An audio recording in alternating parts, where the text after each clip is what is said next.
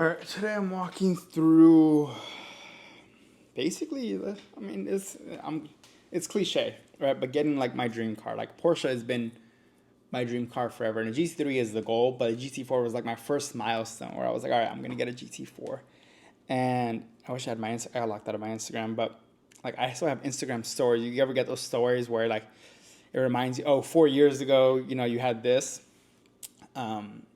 I have stories of when, like, in 2016 or 2017, like when they announced the 718 GT4, which is like the 2020 version, that they were gonna pump it out again. It's like my dream car, and I wanted it. I had a picture of it on Instagram and everything. I have a video that I hope I can get of me picking up the GT4, so I'll throw that in here.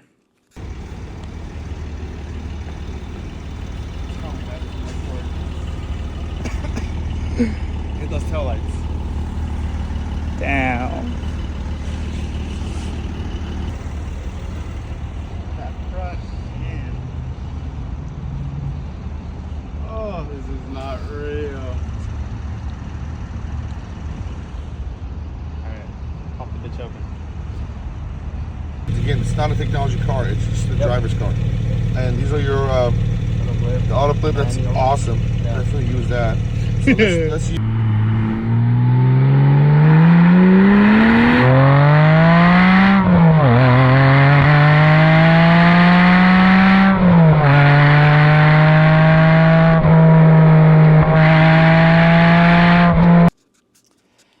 It was crazy because after I got this, I remember on the way to go pick it up, and I talked to my brothers about this a lot, and just people around me. I have an issue at this. I don't want to say an issue, but I have a thing at this point where like I treat my highs the same way I treat the lows, and what I mean by that is like I don't overreact to them at all at this point. That way, the losses I never really take them. I don't take them to heart. Like it's just another day, and so wins on the other side also means it's just another day. And so I remember driving to the Porsche dealership, and my brother was like, you excited, you feeling nervous, whatever. And I wasn't really. And I told myself, I was like, that's how I am at this point, because I've gone from personal life, like I've gone from making $20,000, $30,000 a month to making zero overnight almost. So like I've had some pretty low lows, and I've had some pretty high highs, which is crazy. But I'm at a point now where I kind of just treat everything as another day. And it's great when shit hits the fan, and I don't let anything get to me. But on the flip side, when I get good things happen, it's like more to myself, I am also a bit numb to them at this point. But I remember picking it up, and I was like, no, I think it'll kick in, I think it'll kick in once I get in the car, and this and this and that. And I remember when I got the call that financing was approved and it was good, and it was just go pick up the car and give the down payment and whatnot. We're driving, and it was like an hour drive to where I was going to pick it up. And I kept telling myself, no, once I see it, once I get in the car, it'll be different. And on the way, nothing. I think I got there in dealership stuff, the way it works. I was there forever.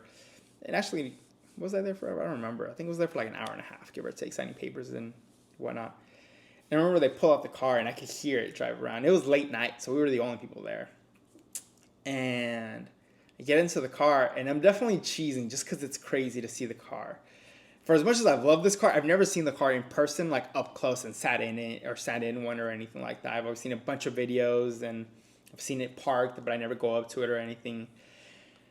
And I remember sitting in there, and I think I was in a little bit of disbelief. I wonder if like anyone else kind of resonates with that. When you get in a new car, you're kind of like, you're almost stuck in this space of like, I can't believe this is true.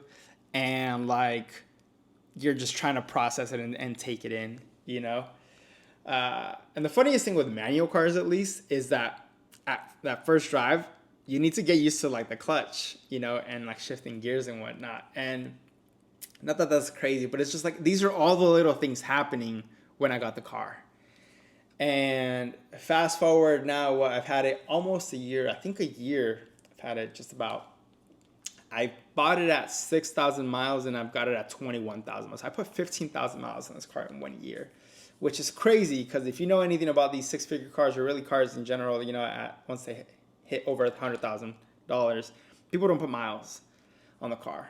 And so the fact that I've put this many miles is crazy. I took it into the dealership and they're like, oh, Dan, you drove this thing. I was like, absolutely. And so I definitely, I love the car, and we'll just kind of get into the car at this point. I don't want to keep talking, but.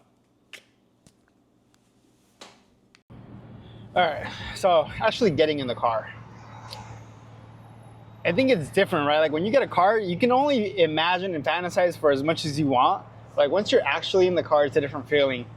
The one thing I will say that like I knew from the get-go is that for the price, so I paid $132,000 for this car. It's the slowest car in this price tier, and it's not even close. It's a pretty big gap. So you're not getting the fastest car out of this, right? I'm pushing, I think, 420 horsepower. You can get a McLaren 570S. You can get a Corvette C8 faster than this. You can get some BMWs faster than this. So like, this isn't about the speed, right? It's about, you got the engine right here behind you, so you could hear the engine. You hear the engine right here more than you hear the exhaust. And it's like the cliche Porsche line, right? It's like about the driving experience. And I've driven quite a few cars at this point. Very expensive cars, the 720Ss, the Lamborghinis. And even though this isn't that fast of a car, you definitely just get a different experience. Now, I honestly don't know how much of it is it because it's a manual, and how much of it is because it's a Porsche. So I'm still kind of stuck in there, because the last manual car I drove was what? My brother's Subaru, an STI, that probably pushed like 300 horsepower. So I have a ton of fun in this car, knowing I'm not the fastest. But like the steering in this car, the way this car is balanced, again, even relative to like some of the other cars, like Lamborghini, piece of shit, not a fan. The McLaren is nice, but I drove the 720S and I'm driving a 570S. The 570 I would say is like perfect, because it feels nimble and like direct, like a Porsche does, like the GT4 does. Whereas the 720S, I think it's just way too fast. And it's hard to really have fun in that car without getting 0 to 115 almost dying, so quick.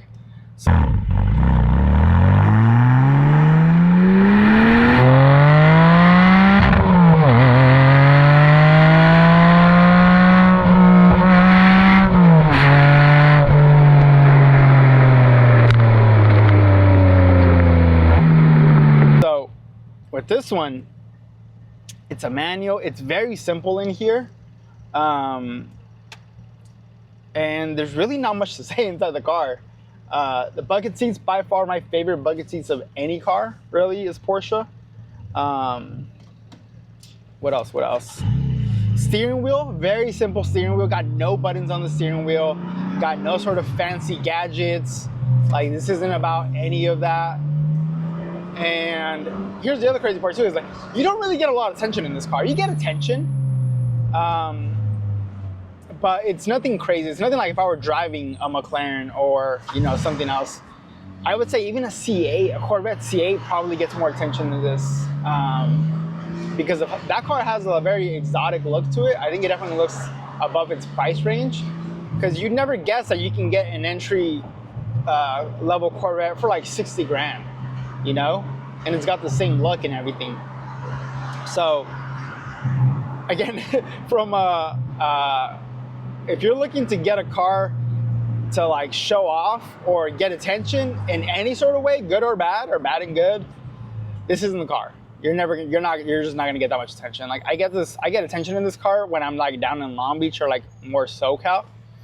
When I get into Orange County, where money is living everywhere, barely getting a look, because like every other car over there is a Lamborghini or a Ferrari or a McLaren, and the Porsches just don't stand out too much. Even at my gym, when I go to the gym, you've got G-Wagons, you've got there's this Ferrari SF90 that's always parked there, crazy. You got there's a GT3 RS that definitely catches attention because it just looks like a race car, but like GT4, very small, almost go-kart looking thing that kind of just hovers around the street, but it's just different. It's different for me because of the noise, because of the driving. It's cool because this has been my dream car for so long, and it's one of those things where I was afraid that, hey, have I been like fantasizing about this for so long that I don't even really know what it's like and I'm just gonna get disappointed? And it definitely wasn't that. I think I understood very much what the downsides of owning this car was versus the upsides, and I'm a happy camper. I fucking love the shit out of this car. Like I said, I put 15,000 miles in a year on this car. I do what you should never do in a manual car, supposedly. I downshift on everything so I can hear it as if I were driving an automatic. And I think I got roasted for that once on a clip I posted, but I do that shit every day because I need to hear it. So it be what it be. I'll get some footage right now of me actually trying to, let's hear it.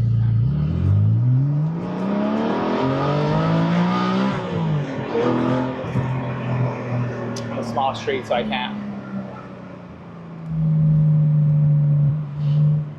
But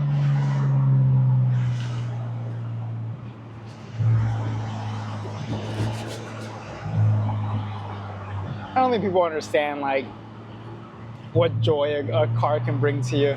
It's kind of crazy.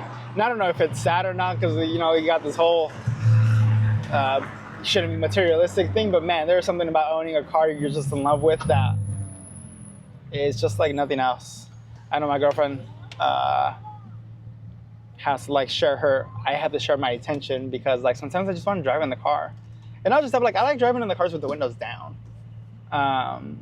And my girlfriend and my daughter, I mean, they're girls, they have long hair. So like the second I go somewhere, I'm like, oh, they'll tell me, oh, I'll come with you. And I'm like, you sure? And they know like if they're gonna come with me, they gotta bring like a hair tie and a hoodie or something because I'm putting the windows down and it's like everything's gonna go crazy. But I don't know. Again, there's really not much. It's hard, especially me not being a car reviewer or anything. I don't really know the fucking details. All I can tell you is it just fucking feels amazing. And it's like, that would be my headline. Feels fucking amazing, period. That's it. And like the rest would just be like ASMR driving. And that's the other thing with Porsches. These fucking brakes are loud.